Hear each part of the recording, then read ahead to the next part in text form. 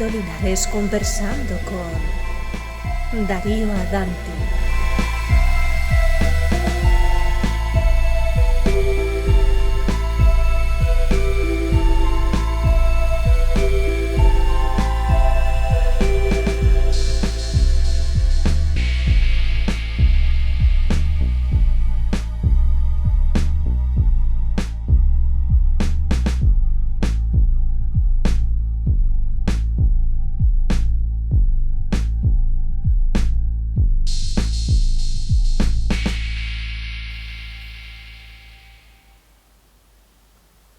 Hola, ¿qué tal? Es una nueva ocasión de encontrarnos con lo interesante, con lo que deslumbrante, con lo que nos va a hacer dar un paseo por el conocimiento, pero también por por ese gran enigma que es la cultura, por ese gran enigma que es el descubrir otros mundos en personas que son interesantes, en personas que nos aportan cosas y sobre todo en personas que creo que nos llevan a dar una vuelta por sus universos de una manera especial. Y quiero agradeceros como cada jueves que estéis aquí. Como veis es de día, lo estamos grabando a las 12:21 de la mañana. Perfecto, números al revés, me encanta. Y lo vais a ver pues a las 8:31 de la tarde del jueves. Esto lo estamos grabando un viernes porque pues no voy a poder estar en directo y son los gajes del oficio que toca viajar y todo esto, pero sin embargo no es óbice para no agradeceros pues que estéis aquí. Os agradezco mucho que estéis aquí, que nos acompañéis, al gran Joe Lagerfeld que esté moderando el canal y que vuestra compañía haga pues que nuestro invitado pues se lo pase genial, que estoy seguro que va a ser así porque es una persona que siempre tiene buena disposición, tiene un humor muy especial y que me encanta porque tiene algo que creo que compartimos, que es esa especie de realismo mágico que está ahí y que es curioso. Y esa persona pues es mi querido amigo Darío Danti, que está aquí. Hola querido Darío, ¿cómo estás? ¿Qué tal, Aldo, amigo? ¿Cómo va todo? Joder, qué honor y qué orgullo poder estar en tu canal, ¿eh? Hombre, para mí es un honor y un orgullo y sobre todo es muy bonito poder contar contigo y saber que pues después de tanto tiempo que nos conocemos, tantos años, Eh, pues compartamos este momento también tan, entre comillas, académico a las bravas, Sí, sí, pero, pero bonito, ¿sabes? Y además es una gran ocasión porque en este canal toda la gente que pasa es gente a la que le tengo mucho aprecio, pero que al mismo tiempo de la que aprendo, pero que sé que la gente puede aprender muchas cosas y observar ese gran misterio que es la vida, que es la realidad, y el misterio también, ¿no? Pero la cultura también, el arte y todas estas cosas que para mí son interesantes y son vitales, ¿no? La ciencia, el humor, el deslumbramiento en sí, ¿no? Entonces, tú como tienes una mezcla de todo eso, pues bienvenido eres, querido amigo. Además es que clarísimo. no puedo evitar pensar en ti sin esa sonrisa y esa rapidez de movimientos y de gestos y de raciocinio. Así que genial, genial, ¿sabes? Genial que estés aquí. Y además, Aldo, que nosotros somos la muestra de que el mundo del misterio y de lo paranormal, que se encarna más en ti, o de la fascinación por la ciencia, que se encarna más en mí, perfectamente conviven en lo que decías, en el misterio de lo cultural, ¿no? Claro, totalmente, totalmente. Y sabes algo, y además el misterio que tiene que ver probablemente con ese gran enigma que es tomarse a la vida en serio, pero con humor, ¿no? Que es Sí, sí, como... sí.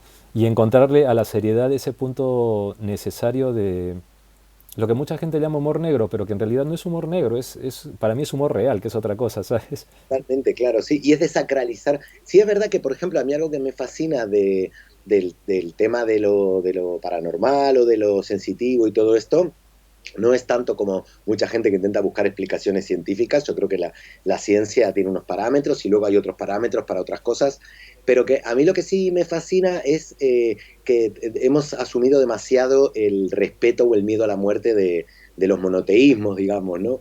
Y que un poco digamos, el mundo del misterio, de lo que llaman el mundo del misterio, también lo que hace es un poco desacralizar la muerte, que es un poco también lo que hacemos los que hacemos humor negro, ¿no? Claro, claro, totalmente. Y me encanta porque ya poniéndonos un poco en materia, quienes no conozcáis a Darío, eh, que estoy seguro que muchísimos le conocéis, estamos hablando de un personaje polifacético, porque, claro, o sea, para mí Darío es un comunicador en toda la extensión de la palabra, pero que se vale de esa fascinante artesanía que es la creación de la historieta, de la ilustración y de la animación, o sea, de poder hacer fijaros, o sea, la historieta y la ilustración, utilizar las manos para hacerla, ¿no? Pero la animación, utilizar las manos, pero también la mirada, el pensamiento, ¿no? Y todo esto para crear unos mundos que son peculiares y que en la obra de Darío vais a encontrar muchas cosas que son un hilo conductor de su inquietud, pero al mismo tiempo muchas cosas muy distintas y al mismo tiempo enfoques y puntos de vista que siempre llevan por lo menos a mí, me llevan al punto, es que en algún momento de mi vida yo he pensado algo así, pero me lo he callado porque era o tan loco o tan aparentemente descerebrado explicarlo, pero que en el fondo yo creo que todos compartimos ese punto, ¿no? Y Darío es una persona que, digamos que habiendo abarcado sus ilustraciones y su arte pues en muchos medios que van pues desde el País de las Tentaciones, La Vanguardia, eh, muchos libros que están allí, muchos fanzines, muchos pues digamos programas en televisión en los que ha estado y está su obra. eh, es más que eso y vamos a ir descubriendo un poco todo eso porque la historia de Darío es una historia que, como digo desde el principio, entronca con ese realismo mágico que en este caso nace en Argentina y que en esos Buenos Aires, en una ciudad tan mágica también, pues se gesta. Pero es que resulta que un día Darío, y en cierto modo compartimos ese punto, cuando era pequeño se dio cuenta que el mundo era muy grande y que por qué se iba a quedar allí, que tenía que visitarlo, y, y da el salto. Y entonces ahora ya quiero dar el paso a Darío para que nos cuente pues cómo fue ese gran salto de ese Darío pequeño a plantearse todo eso y acabar aquí. Bueno, es un salto, yo creo que empieza primero por una necesidad también de aventuras, de no quedarme con lo que conocía, que era mi barrio, mi gente en Buenos Aires, los medios donde ya publicaba, como Página 12 o la revista Humor, y empezar a conocer mundo, ¿no? También creo que hay una cosa muy aventurera que seguro te pasó también a ti y a otros amigos y amigas que tenemos en común que son inmigrantes, que tiene que ver con la aventura de la incertidumbre de irte a un lugar donde no tienes exactamente los códigos culturales, donde no conoces a nadie y donde obligarte a ti a un esfuerzo de adaptarte a un nuevo entorno. Ujú. Tiene algo salvando la distancia de la aventura de lo que era en el siglo XIX o XVII, en épocas modernas es cultural, no es enfrentarme a una selva con leones, pero sí es enfrentarme a una sociedad que tenía códigos absolutamente diferentes. O sea, por más que tenemos códigos en común, porque por supuesto que somos hispano-latinos, digamos, sí que son códigos bastante diferentes, ¿no? Yo siempre pongo un ejemplo que yo cuando en el jueves, que estuve como 12 años, Ujú. hacía El Niño Dios y hacía Caspa Radioactiva, que era muy bizarro y muy friki, siempre hablaba eso de hombres lobo, niños muertos, el hombre gato, que era un personaje de la Buenos Aires misteriosa, porque era una Ujú. especie de asesino o personaje misterioso que se trepaba por las ventanas y asesinaba. Claro, yo ahí ponía mucho código de lo que es el mundo, la cultura popular. Bueno, tuviste a Grace Morales hace poco, que yo soy Claro, fan, y claro. de lo que era el mundo pop. Es que también hay que aceptar que dentro de lo que es la cultura popular está todo también el tema del misterio, Ujú. lo que a mí me ha fascinado porque me parece parte importante de la cultura popular, ¿no?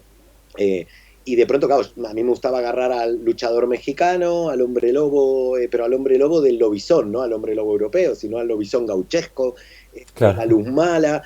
Pero claro, me faltaba el código de lo que son las palabras. Viste que en el humor es muy importante la palabra. Si yo termino con esta palabra o con esta otra, produce un efecto u otro, ¿no?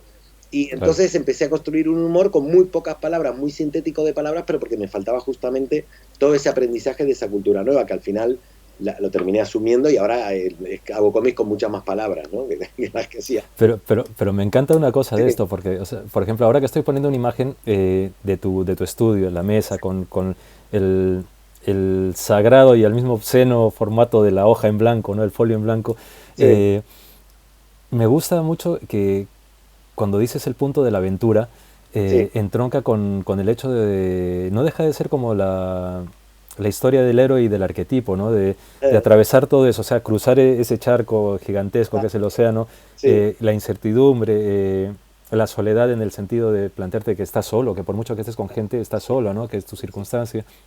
Y al mismo tiempo, sentirte ignorante y guerrero y al mismo tiempo como una especie de sabio de que tú sabes tu historia, que tú sabes lo que has visto y que en cierto modo, que es una cosa muy curiosa, ¿no? Al irte a otro lugar, tú sabes que ya estás viendo dos realidades, que a lo mejor estás viendo algo más que otros, ¿no? Entonces es una cosa muy curiosa y probablemente, incluso el sentido de la palabra, ¿no? Que en el caso de lo que tú haces y se nota bastante, de que la palabra coge un valor añadido, ¿no? Porque no es lo mismo decir pan aquí que cuando has oído cómo se dice pan en Buenos Aires, ¿no? Cómo se compra el pan aquí que cómo se compra en Buenos Aires, ¿no? Tal cual. Entonces ahí quería llegar al punto ya, que es viendo tu estudio con tus cosas y tal, en esta imagen que estoy poniendo, una cosa que me gusta compartir contigo y es la idea del realismo mágico que a veces cuando aquí se pregunta, cuando Sí, me preguntan a mí o cuando le he preguntado a otra gente sobre el realismo mágico, es difícil explicarlo porque allí no se explica eso, se es así, claro, total. Sí, sí, sí, ¿no? totalmente. De hecho, me acuerdo que hay como se mira lo que es lo que es la edad, ¿eh? ¿Cómo se llama el autor de Pedro Páramo y del Llano en Llamas? Es que te voy a decir Juan Rulfo, pero no Sí, es Juan Rulfo. Es Rulfo, Rulfo, Rulfo. sí, sí, es Rulfo igual. Rulfo me acuerdo que siempre lo cito, hoy se me fue el nombre cuando es uno de mis Ujú, escritores preferidos. Rulfo dijo una vez cuando fue el boom del realismo mágico y de la literatura latinoamericana, ujú, le preguntaron, claro, bueno, pero ¿y usted qué opina del realismo mágico?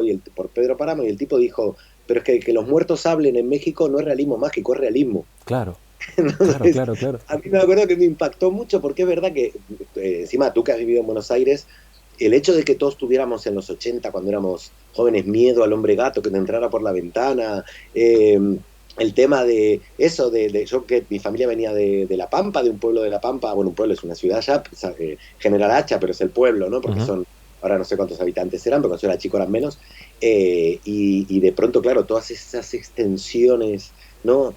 Terribles de llano, con un árbol perdido ahí, otro allá, esos cielos en Buenos Aires también, eso de que no paras de ver casas, casas, casas, pero luego te asomas al río y el río no acaba, tenés como otros horizontes. esa Eh, cintura cósmica del sur.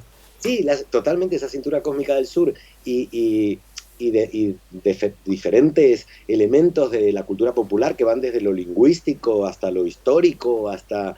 es verdad que te crean una especie de realismo mágico que le llamarían, claro, le llamarían fuera, pero que tú lo vives con realismo, Claro, con claro. bastante realismo. Yo recuerdo de una amiga de mi familia que era hija de Tehuelches, por ejemplo, de Buenos Aires, y que era amiga de mi madre y venía y era ¿cómo se llama? Era que le arreglaba las uñas a mi madre, pero era Ujú, amiga de la familia, Rosario. Y yo cuando era chico venía y me encantaba porque de pronto era poder hablar de, yo qué sé, de los espíritus del bosque, ¿no? claro, claro, claro, es que eso es fantástico.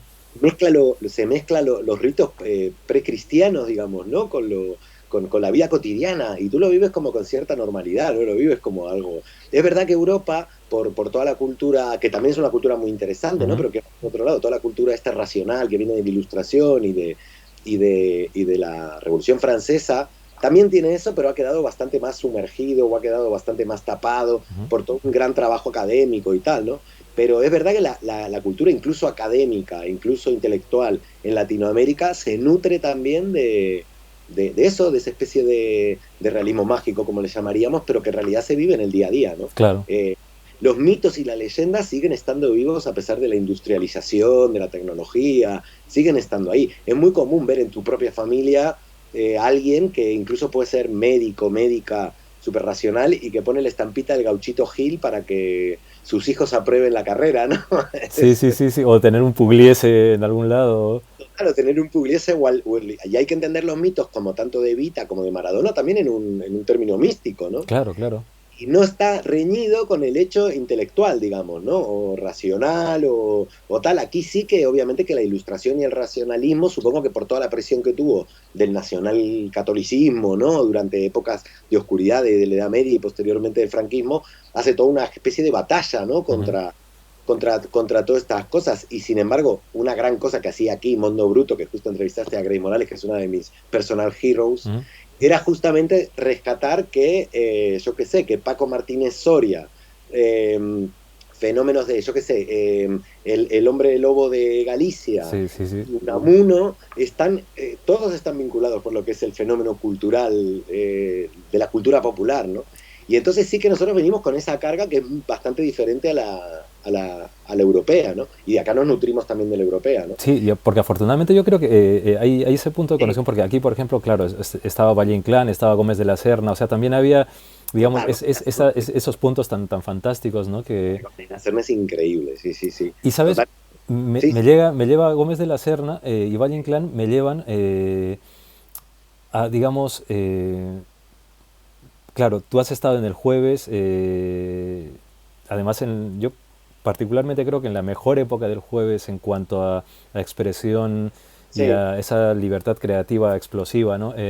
Y todo eso, además has estado haciendo muchas cosas y todo eso ha concluido por ahora en La Ballena Tatuada, sí, que es la historia de la primera vuelta al mundo, pero contada desde un punto de vista también mágico y con esa especie de mm, con esa especie como de cierta distancia interesante que haces en las cosas que haces porque eh, es cierto que tu universo es muy mágico en cuanto a lo que plasmas.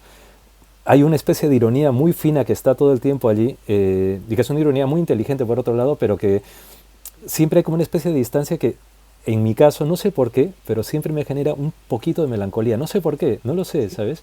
Yo creo que sí, y creo que tiene que ver con lo que decís también. Yo creo que eh, mm, escuchando hace poco con mi pareja, que es Ujú. española, canciones argentinas, hasta la canción más, hasta el rock más rolinga, Sí, sí.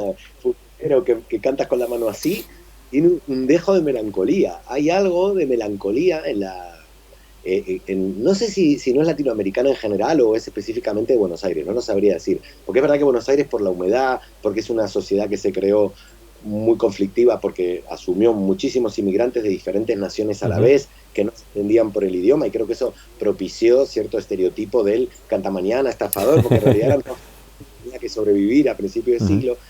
Creo que también se mezcla con el hecho de que los 40 apuntaba a ser potencia y que luego la geopolítica la dejó, ¿no? Esa gran ciudad y de la cultura, que las librerías no cierran y de pronto es una ciudad pobre, muy conflictiva, pero a la vez también creo que los paisajes latinoamericanos o sudamericanos más bien, tienen eso, ¿no? De esos bosques con ese viento, los Andes, ¿no? Que parecen como...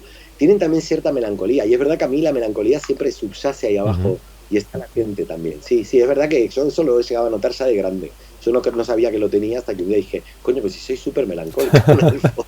Pero además con una sonrisa, que eso es más divertido, ¿sabes? Y no sé de qué, no es de un mundo pasado que fue mejor, ni de nada, subyace como cierta Pero sabes, melancolía. Darío, que es Sí, una cosa muy curiosa, porque eso es una cosa sí. que siempre pienso que me ocurre, y desde pequeño, porque a veces es como una melancolía de cosas que no me han pasado. Ah, totalmente. Oh, esa sensación es Ujú. maravillosa.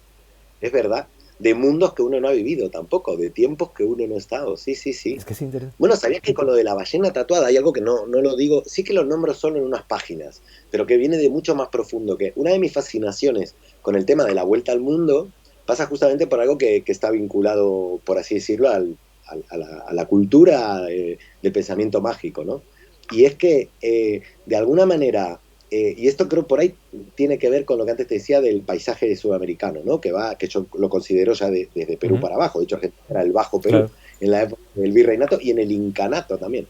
Pero que de alguna manera, si tú te lo pones a pensar, los marineros que se subieron a aquellos barcos, que la mayoría eran, por ejemplo, el Cano era un marinero vasco, no era conquistador ni nada, era un marinero vasco, venían de los celtíberos que eran animistas y tenían sus chamanes, incluso creían en la potencia del espíritu de los animales, y uno de esos animales era la ballena, porque allá arriba en el norte, en el País Vasco, eran grandes cazadores de ballenas desde hace muchísimo tiempo. Y por otro lado, las culturas, bueno, tanto en Nazca, Ujú. los Sí. Nazca que dibujan la orca, como los Shelnam y todos los que vivían en Tierra del Fuego, eran culturas Ujú. de cazadores recolectores, animistas, que tenían sus chamanes, que creían en los espíritus de los animales, entre ellos la ballena, porque era uno de los animales más potentes del ámbito.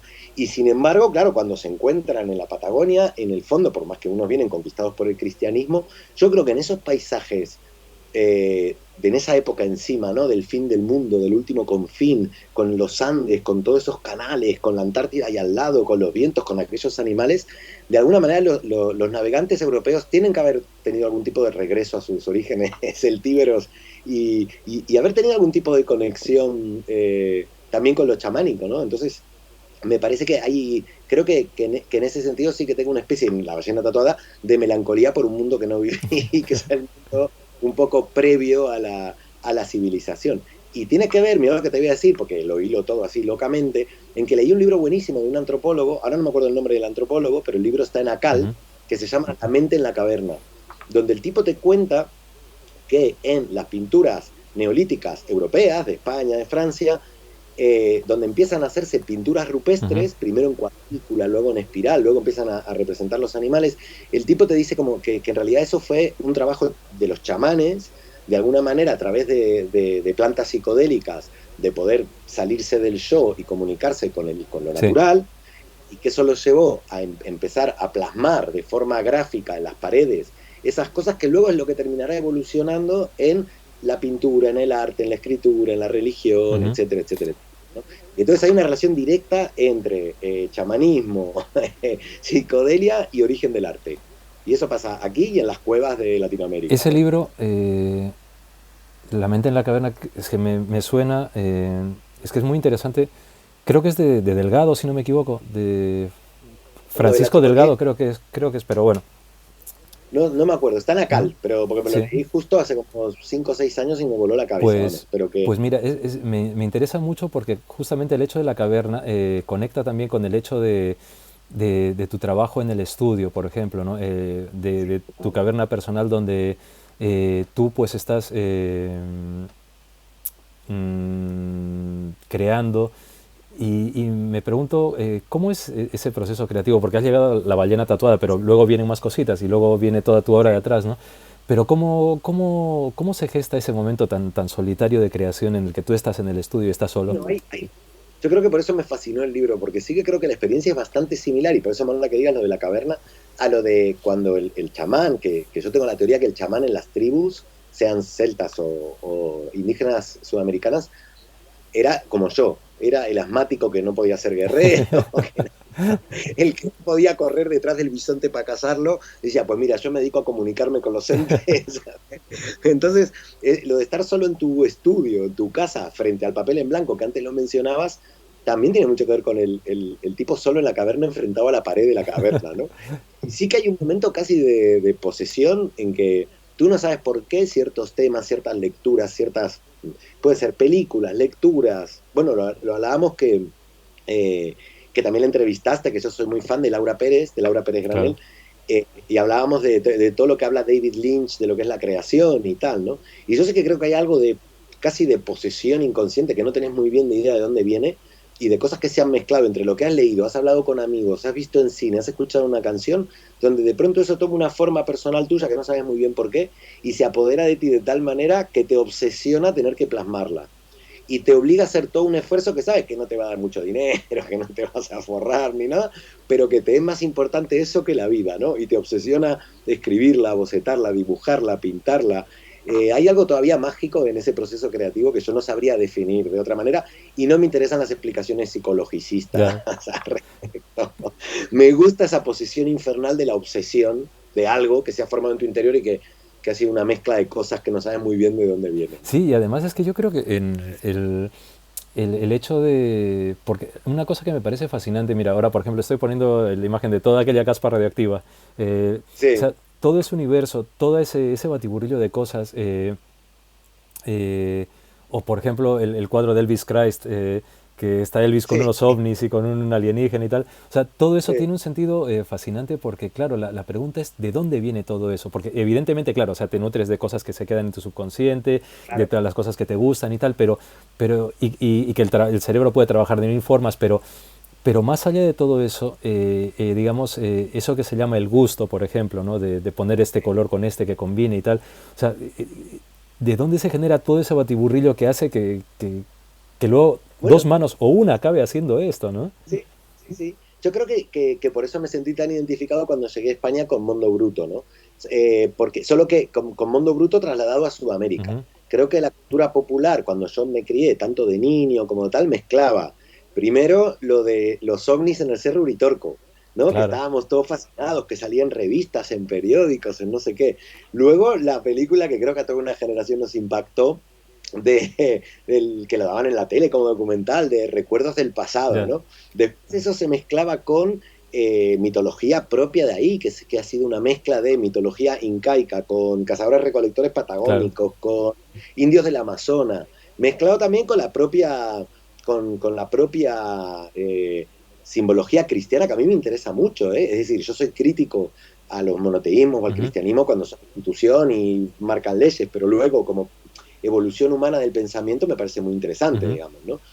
Y todo eso se mezcla en una cultura popular que creo que tenemos todos, que sí, que, por ejemplo, el rollo de que ¿te acordás cuando salía Noticias del Mundo Claro, también? claro, Creo que era claro. Noticias del Mundo, donde Elvis aparece en Sí, sí, Bolivia. sí, sí, sí, sí, claro.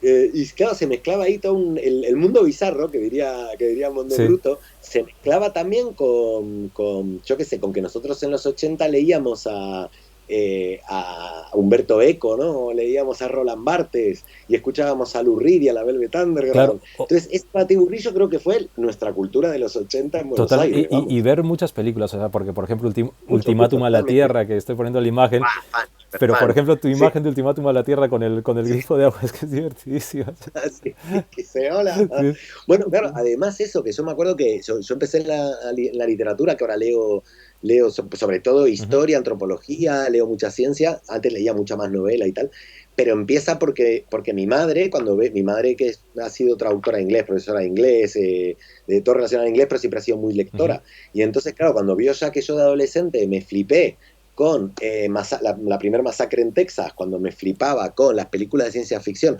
Nuestra generación, Aldo, en Buenos Aires, que lo sabés, éramos fan de Sábados de Claro, Superacción. claro, claro, claro, claro, claro, Sábados de Superacción marcó mi vida. Era en Canal 11 todos los sábados, que desde la mañana hasta la noche solo pasaban películas de ciencia ficción y de claro, terror. claro. Pero en una época, hasta que Spielberg no transformó la ciencia ficción en películas de mucho presupuesto, la ciencia ficción eran películas con muy buenas intenciones, pero con efectos muy malos. Claro, Pero claro, claro. las historias seguían siendo fascinantes y había cosas como La mujer de 50 pies, películas así que veíamos durante todo el día y toda una generación estábamos fascinados con esas películas. Entonces cuando mi madre, yo de adolescente, empezaba que quería leer, mi madre enseguida me regaló Carrie de Stephen King porque vio que me iba a interesar más que si me pasaba directamente a Claro, Borges. Después descubrí que Borges también era claro, fantástico y entonces me totalmente, dice, totalmente, o Cortázar, ¿no? claro, Es alucinante como cuando la gente aquí alaba a Cortázar y alaba a Borges, en general, si son del mundo literario, no, pero la gente así en común que te dice, no, Borges y Cortázar, pues si son fantásticos, son escritores fantásticos, claro, son escritores fantásticos, del realismo mágico que decía, totalmente, ¿no? totalmente. Y creo que todo eso se ha mezclado en mi cultura televisiva, bueno, también en mi infancia, aparte de ver Sábados de Superacción, que era todo eso, ovnis, zombies, monstruos. Yo me acuerdo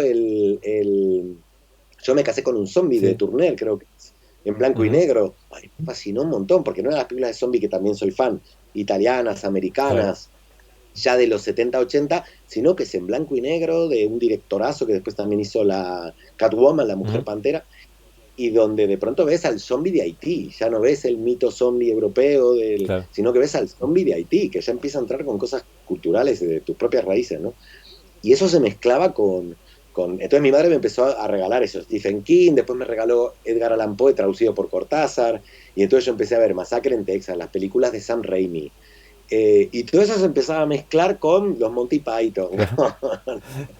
con cosas así, y salió ese mundo. Yo creo que es como mi patria sentimental, por así decirlo, Sí, ¿no? ¿no? Y además, pero en esa patria sentimental, claro, también fuiste, digamos, perfilando esa visión especial que se tiene, y que es curioso porque eh, eh, la ficción y la ciencia se mezclaron, pero como Sí, ciencia ficción, pero algo junto, ¿no? Entonces, por eso no es sí. extraño ver que hagas una ilustración, por ejemplo, de Edouard Punset, ¿no? Ah, no, totalmente, claro. Yo soy súper fan de la ciencia. Y de hecho ahora el libro que saco ahora a final de este mes es sobre el cambio climático, pero no es un ensayo Ujú, político ni de opinión.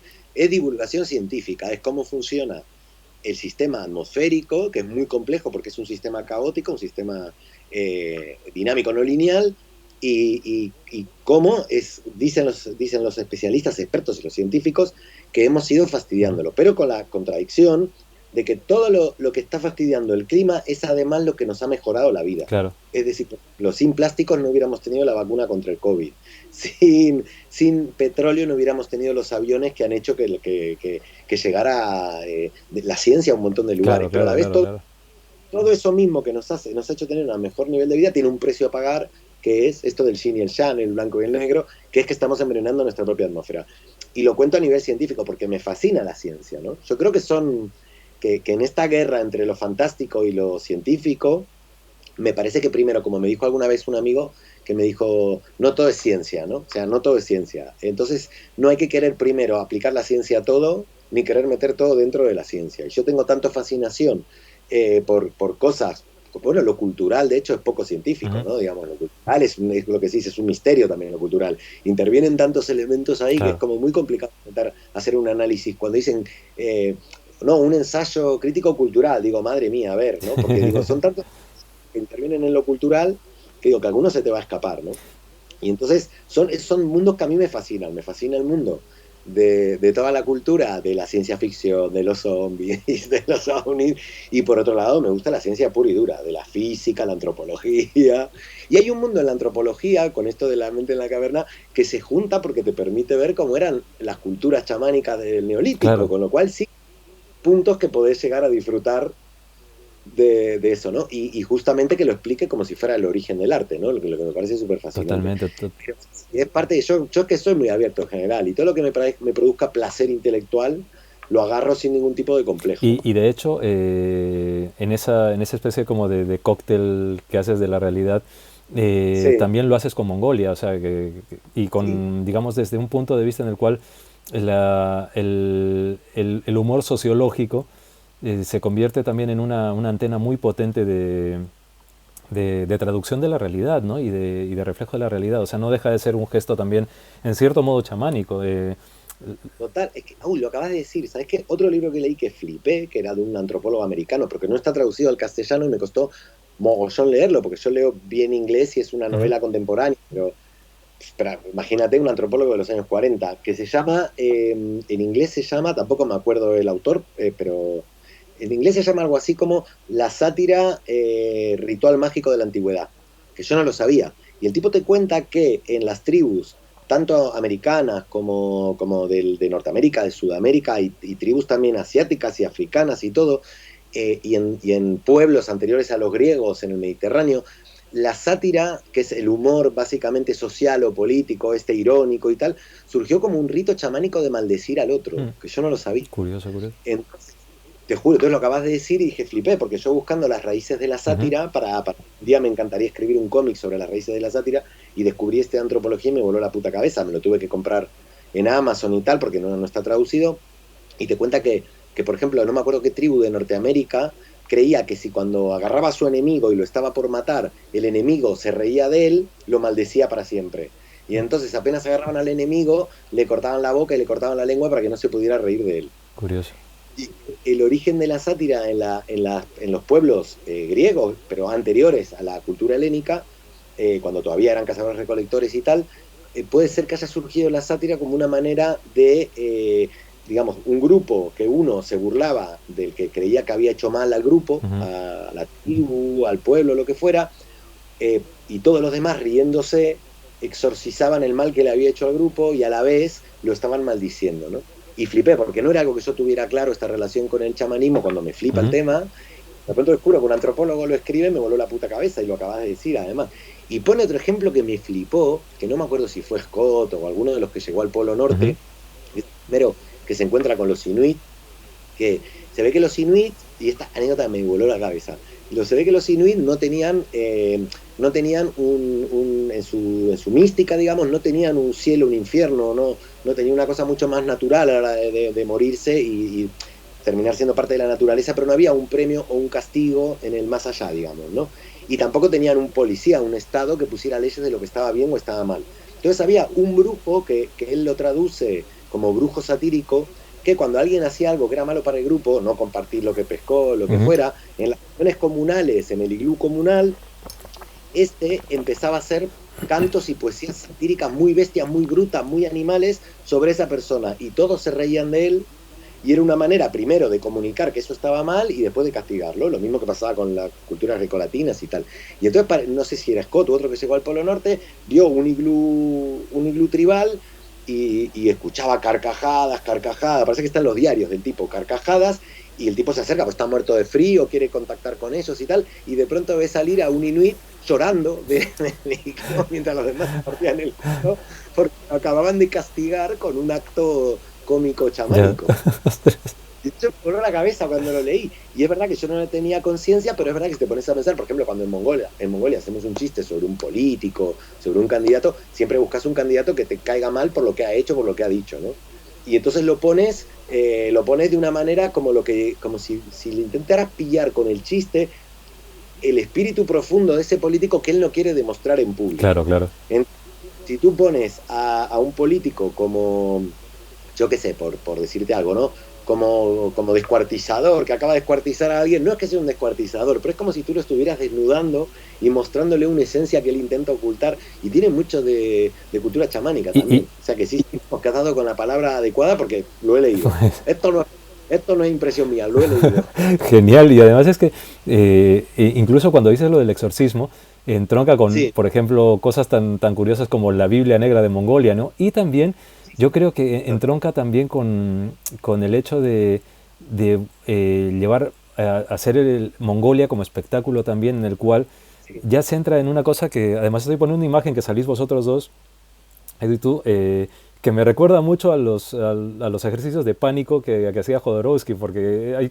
hay que ver el grupo Sí, Pánico, sí, muy sí, sí. fan. Entonces, creo que es una forma interesante de hacer de la sátira algo físico también, ¿no? De cómo Sí, es tan importante la gestualidad para comprender el humor, ¿no? totalmente. Y mira, volviendo al tema, sí que hay algo en el teatro, en lo físico, en lo que también debe pasar en tus charlas o Ujú. cuando estás con gente de verdad, que se produce ahí una cosa catártica muy particular, se produce una especie de misa, hay una especie de acto ritual extraño, ¿no?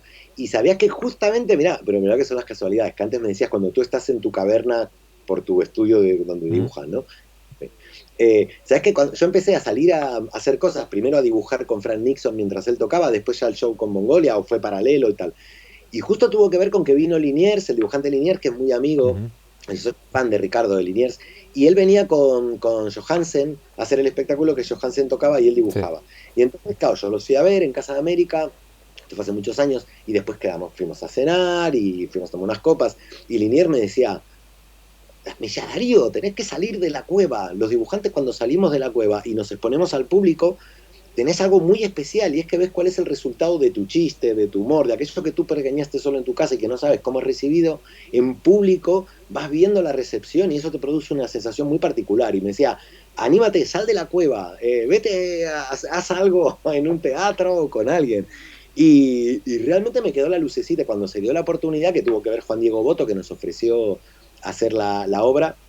Descubrí que es verdad, que hay una cosa muy particular en exponer, sobre todo lo satírico, en un público, porque se produce una comunión que por más que diga lo más bruto del planeta, lo más animal, lo más negro, que tú sabes que no piensas Ujú. exactamente eso, una exageración, todos los que están ahí se ríen y entienden que es algo simbólico y que tú no quieres matar a nadie, ni eres un asesino en serie, entienden perfectamente el código, cosa que no pasa a veces en las redes o... Claro, Eh, tú puedes poner un chiste así, pueden creer que eres un asesino en serie, claro. ¿no?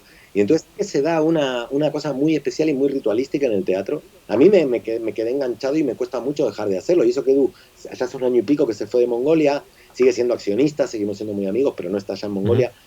Y yo sigo haciendo de todos modos el Sí. show, ¿no? Que con Silvia Spark, que es una compañera redactora, a veces con Pera Rusiñol, que es el Ujú. periodista, y también solo, que también me gusta. Pero sí, sí, es una experiencia realmente impactante lo que se genera con el público. Hay algo inmaterial que se produce ahí, una especie de código inmaterial que se parece bastante a lo litúrgico. Es curioso, sí. Es que yo creo que sí lo es y pienso, porque claro, viendo por ejemplo tu obra, ¿no? O sea, eh, eh, no sé, pues cuando tú creas esas criaturas, Sí, tiene que ser curioso ver que has creado estas criaturas y que están ahí y a veces pensar, claro, tienen su vida, tienen su forma, tienen su gesto, tienen todo esto. eh, sus diálogos, tiene que ser muy curioso ver tus creaciones, pero al mismo tiempo saber que están ahí, ¿no? Que son un enigma per se, ¿no? Y, por ejemplo, pues ver el Calavera, por ejemplo, pues Sí, te encuentras con que, claro, en el fondo tú los has creado, pero cuando tú estás en el escenario, probablemente quien te vea pensar, vale, está creando un personaje, está haciendo algo así, pero ¿qué estará pensando? ¿Qué sentirá él? Cuando tú estás ahí en el escenario y estás haciendo todo esto, porque evidentemente tienes que hacer un ejercicio de memoria, pero también sí, tienes que sí, hacer un ejercicio de extroversión y al mismo tiempo de introversión, yo creo, ¿no? ¿Cómo, sí. cómo, cómo se gesta todo eso? Es difícil, yo creo que se produce algo que no está premeditado, que se produce esa confluencia de todo lo que estás diciendo, de algo que has estudiado, que has escrito previamente, pero también con una improvisación que te sale espontáneamente en ese momento por el environment que se ha creado solo con el Ujú, público. Y, y es verdad que, por ejemplo, con el tema de los personajes, yo antes siempre criticaba mucho cuando autores que decían, no, es que el personaje me pidió, ujú, ¿no? Me pidió que yo no tenía pensado que este personaje de cómic o de la novela fuera para este lado ni terminar así, pero el personaje me fue llevando. Y yo ujú. siempre pensaba, venga ya estás mitificando una Ya, chorrada, que te va a pedir el personaje, lo has hecho tú. Pero después es verdad que los personajes, con las acciones que les vas haciendo hacer en tus diferentes tiras, van creando una lógica donde esa lógica te arrastra a ti también a tener a ponerle historias o chistes o cosas que no se te hubieran ocurrido si ese personaje no se hubiera cargado de esa lógica. Y no que tú primero tuviste la lógica del personaje y se la pusiste. Tú creaste un iconito y empezaste a hacerle chistes, pero de pronto eso ha ido generando una bola que también te arrastra a ti a la hora de pensar nuevas ideas para ese personaje. Entonces, yo creo que ahí hay una cosa extraña en la creación que sobre todo en directo es donde más se nota, ¿no? Porque tú eres personaje, pero a la vez eres una persona real, hay algo de ti en el personaje que interpretas en la obra, pero hay algo también de pose simbólica, que no eres del todo tú, y se produce una cosa así muy rara. Creo que algunos, no es mi caso, porque yo me la paso más en ujú. dibujando o en casas que actuando, ¿no? Pero sí que ha pasado mucho de muchísimos actores, sobre todo cómicos, donde en el escenario eran auténticos animales y fuera del escenario eran personas o tristísimas o súper Sí, sí. depresivas o que casi no tenían vidas y no tenían un guión. Eso creo que puede tener un peligro y es que el personaje del escenario termina absorbiendo y que luego te quedes como vacío cuando baja, ¿no? Y cuando te guionizas para el espectáculo, por ejemplo, Sí. ¿cómo es ese trabajo de guionización? ¿Te dibujas dibujando, por ejemplo, como haciendo pequeñas viñetas de cómo te vas a mover en el escenario, cosas así? Pues, mirá, es curioso, pero yo a mis monólogos, por así decirlo, del show, no les llamo monólogos porque yo no me considero un estándar. De hecho, a mí me pueden Ujú. poner diadema, no estoy siempre, a veces si me dan micrófono, sino Ya, diadema, porque yo siempre trabajo con proyecciones, que suelen ser o dibujos o fotomontajes que hago. Y yo les llamo historietas orales, porque cuando las escribo realmente con bocetitos como si fueran historietas. Y entonces no puedo hacer un chistes puros, sin ni nada de imagen. Entonces, claro, el juego interesante en la representación escénica es qué pongo en imagen y qué cuento oralmente para que la imagen no adelante el chiste, pero que lo oral, sin la imagen, se complete, porque claro. si no necesita la imagen, ¿para qué la pongo? Entonces creo que a nivel, que sí que les llamo historietas orales porque los escribo como si fueran realmente cómics y hago casi storyboards. Y después con ese storyboard sí que me armo las imágenes que sí que son importantes para el punch, para el chiste, para Ujú. no sé qué, me las hago en fotomontaje, o me las hago, antes algunos sketches eran dibujados directamente y ahí ensayo con la proyección para con Juan, que me va lanzando las imágenes, saber si la imagen tiene que aparecer antes de que yo lo diga tal cosa o después de que lo diga o a la vez y tal. Pero sí, sí, tiene mucho que ver con casi un cómic en directo, sí. Y Darío, cuando estás ahí en el escenario, ¿alguna vez te ha- porque entiendo que a veces es una tentación o a veces ocurre, pero a veces te has dejado llevar por la improvisación y ese salto al vacío de a ver qué pasa? Mogollón, antes con Edu lo hacíamos todo el rato. Nos han llegado a cerrar teatros porque se nos iba 2 horas. Porque con la química que se producía con el público nos veníamos arriba, entonces invitábamos a alguien del público al escenario y hacíamos una cosa muy ritualística que también tiene que ver con grupos como el de Jodorowsky o grupos así más de los 70, Ujú. era que por ejemplo, Edu salía con la careta de un político que en ese momento hubiera hecho algo desastroso y tal, y hacíamos pasar a la gente a que le metiera tartazos de nata en la cara a Edu, pero Ajá. en la cara de Esperanza Aguirre o quien fuera en su momento que había dicho algo que no. Ujú. Y claro, y de pronto, al principio timidez, pero de pronto 6 personas querían meterle un tortazo.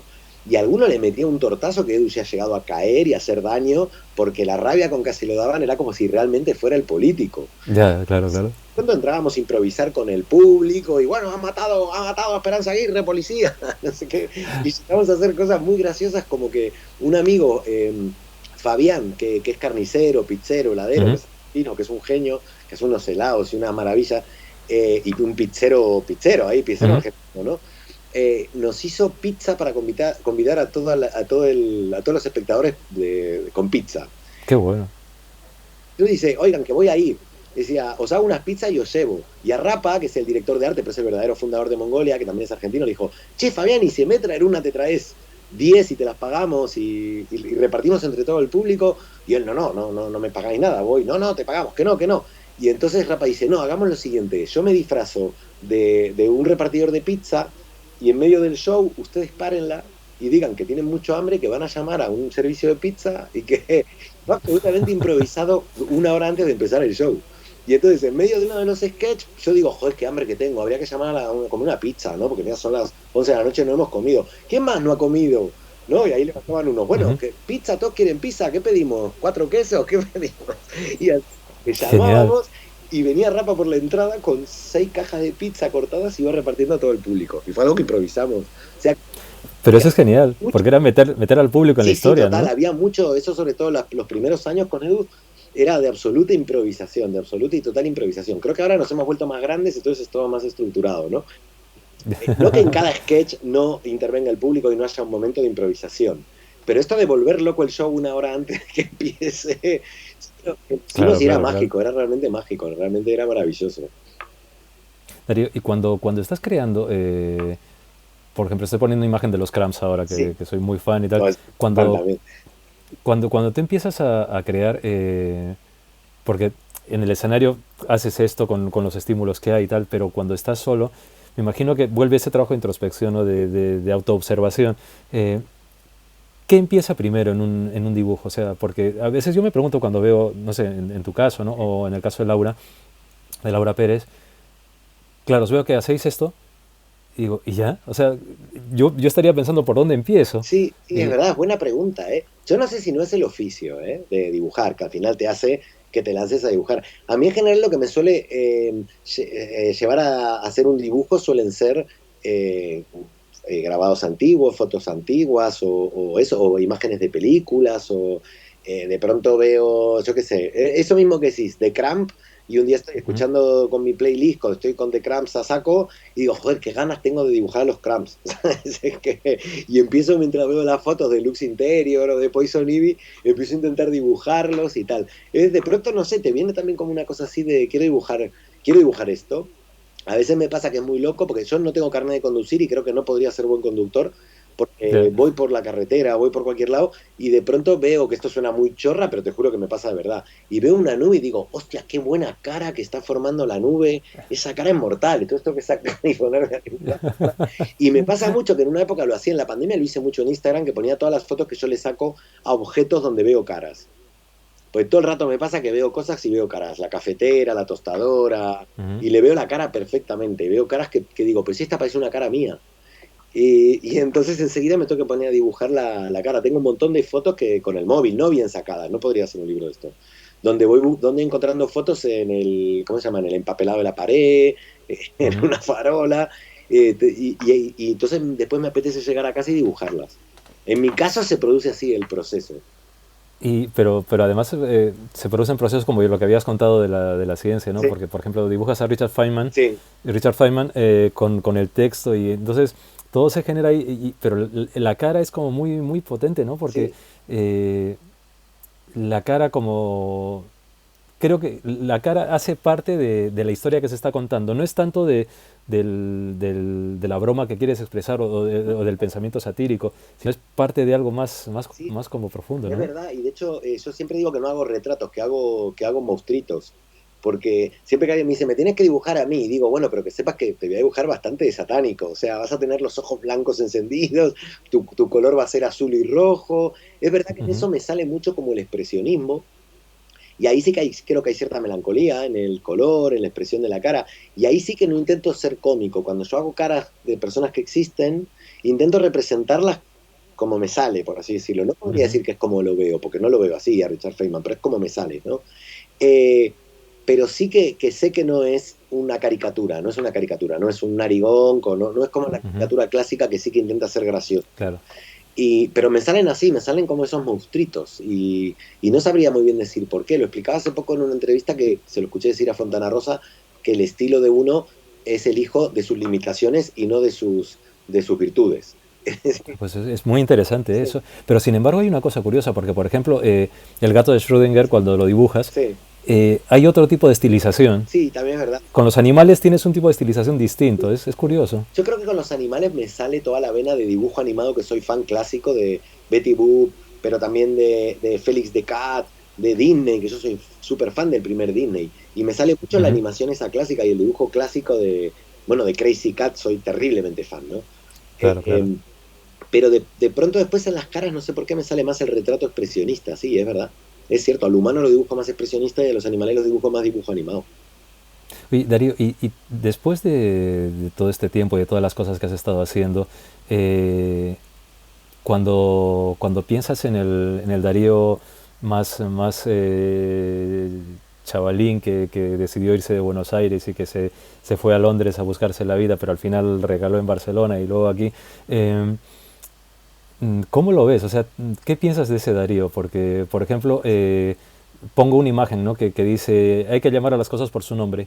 Y el niño dice, ¿y cómo se llaman las cosas? Y el adulto le dice, si no las llamas por su nombre, no puedo saber a qué cosas te refieres. O sea, ¿cómo ves a ese Darío niño ahora? O sea, Bueno, yo creo ¿cómo? que sigo siendo el mismo, ¿eh? Te juro que creo que los que, digamos, hay un punto yo lo que soy, yo siempre digo, yo soy muy lector, muy lector, muy lector, y leo de todo, y leo de todo.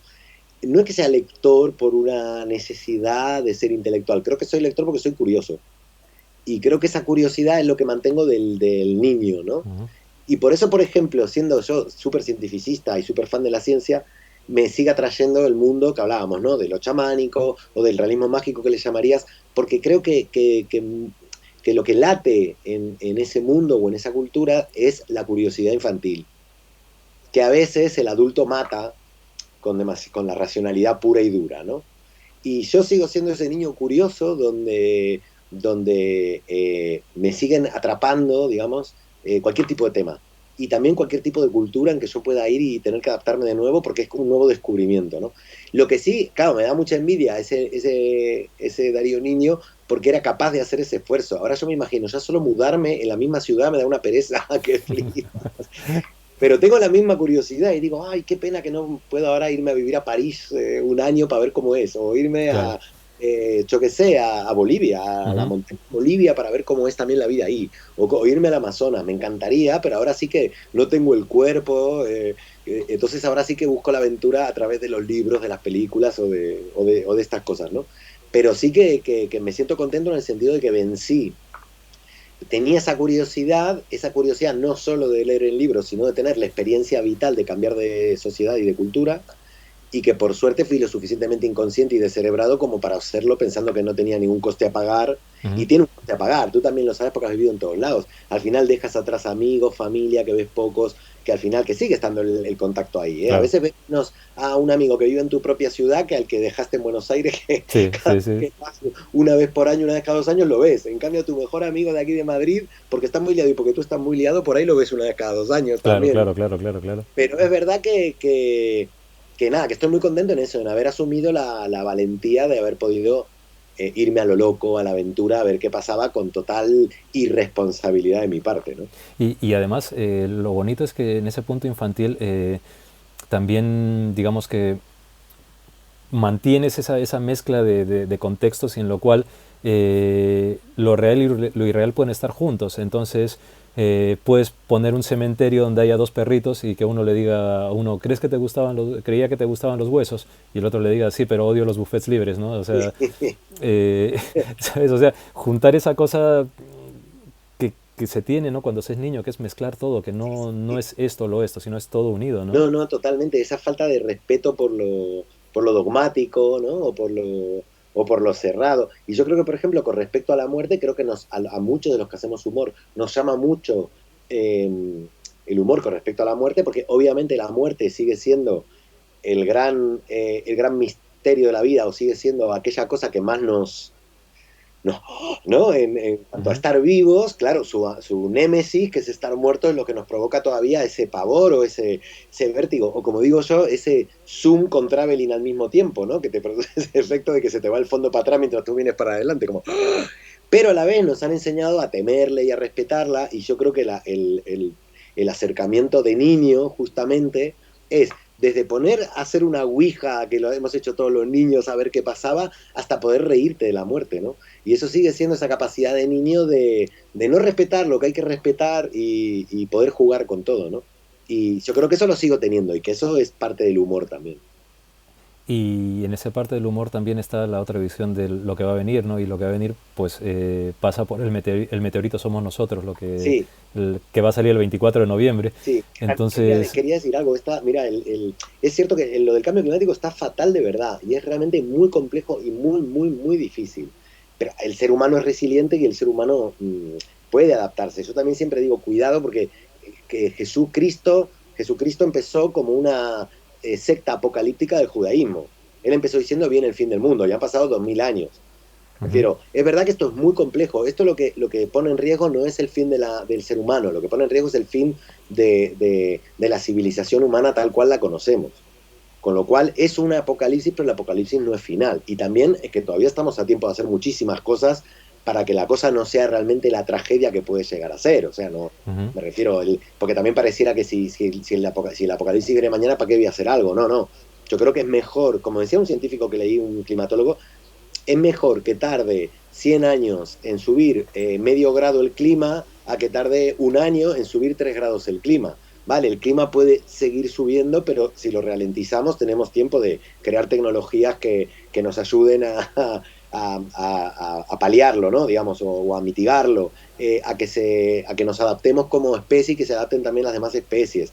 Pero ahora, si no hacemos nada, esto es tan rápido que no hay especie que se adapte, digamos, ¿no? Claro. Entonces, yo creo que es bueno ser consciente del apocalipsis justamente para saber que si uno hace cosas que no son tan difíciles, es simplemente, mirá qué loco es.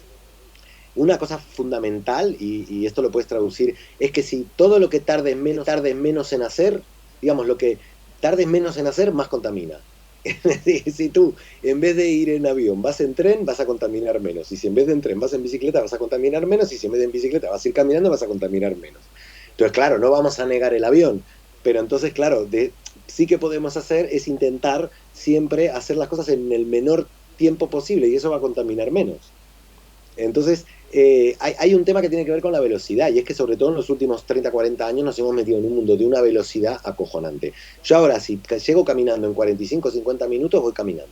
Prefiero salir antes y ir caminando. Entonces, Claro. son pequeñas cosas que sí que cambian nuestra forma de vida, pero que son cosas que habían hecho ya nuestros abuelos, no son cosas muy difíciles de hacer, ¿no? Y no significa negar la tecnología y no tener móvil ni nada.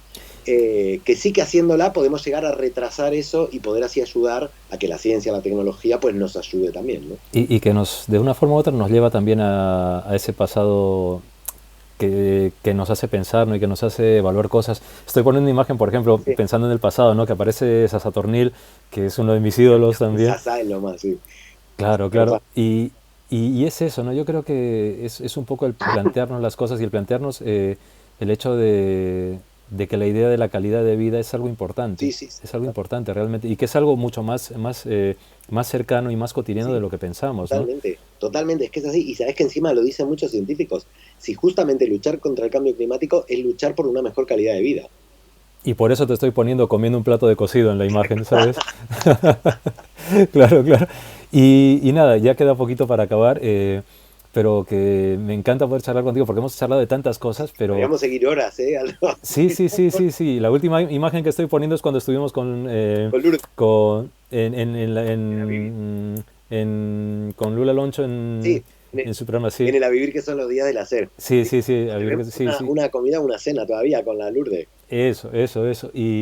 Y mira, yo estoy muy, muy encantado con todo esto porque además hemos hecho un recorrido fantástico, un recorrido que me ha gustado muchísimo y un recorrido que yo creo que puede servir un poco a la gente para que siga descubriendo pues esa ballena tatuada, pero ese meteorito que estará por llegar. Y, y también quiero pues decirles que busquen en tu obra, que desde 1999 hasta ahora, pues, o sea, desde La calavera vuelve a casa, Colmillo Blanco, El terror dentro, Mis problemas con Ana Amenábar, 2000 años de cine, toda aquella caspa radioactiva, Disparan al humorista, Necroeconomía, hay mucho, mucho. Y que también está la obra que has hecho pues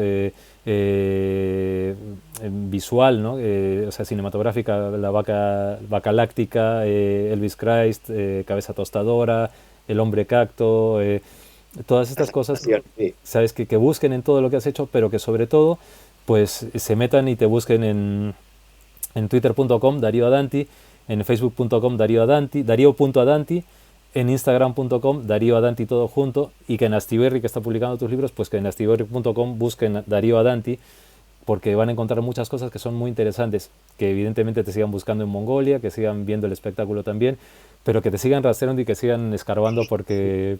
Mis tebeos. Claro, pero quiero hacerte una pregunta final que es importante y que la dejó mi querido Javier Sierra y es parte de este programa.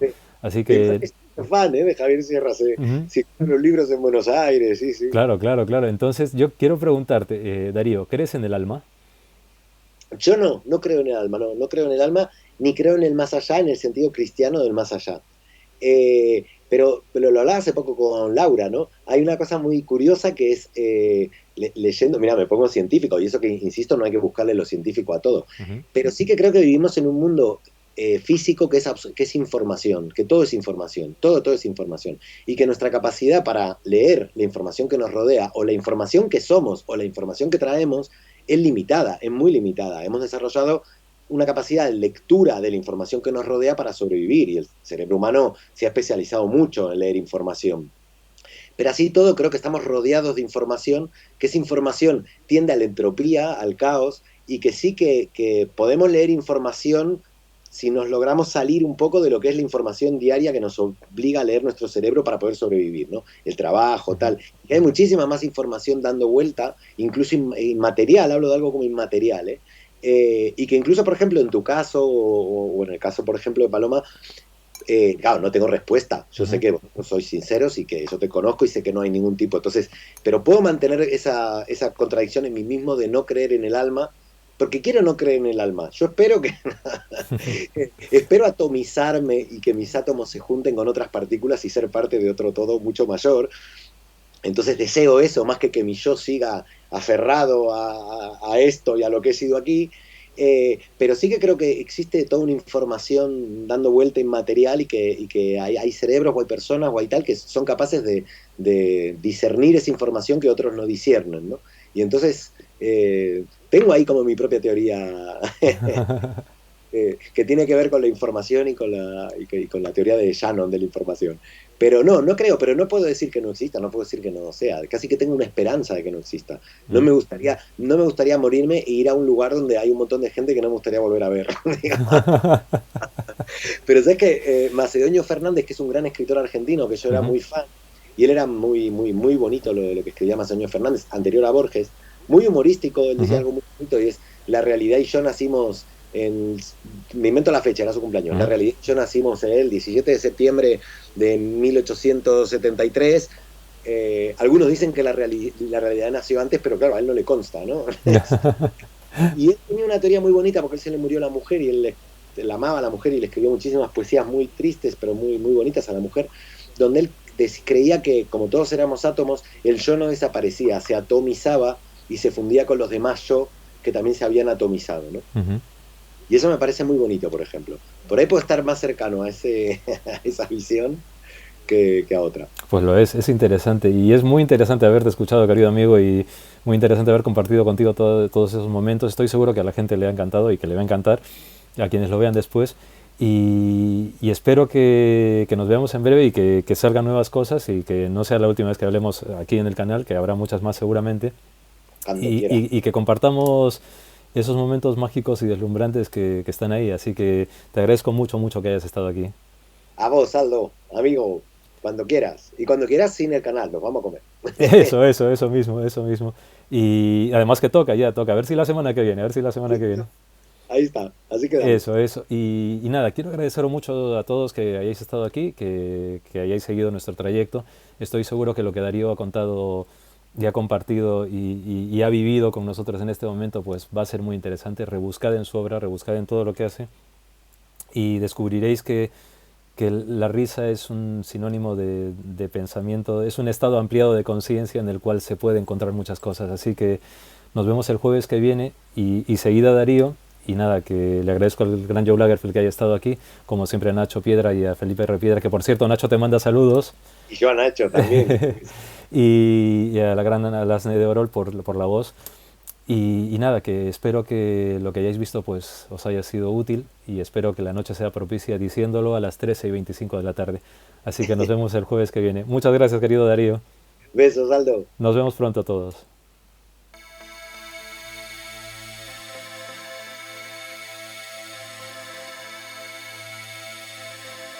aldolinares.com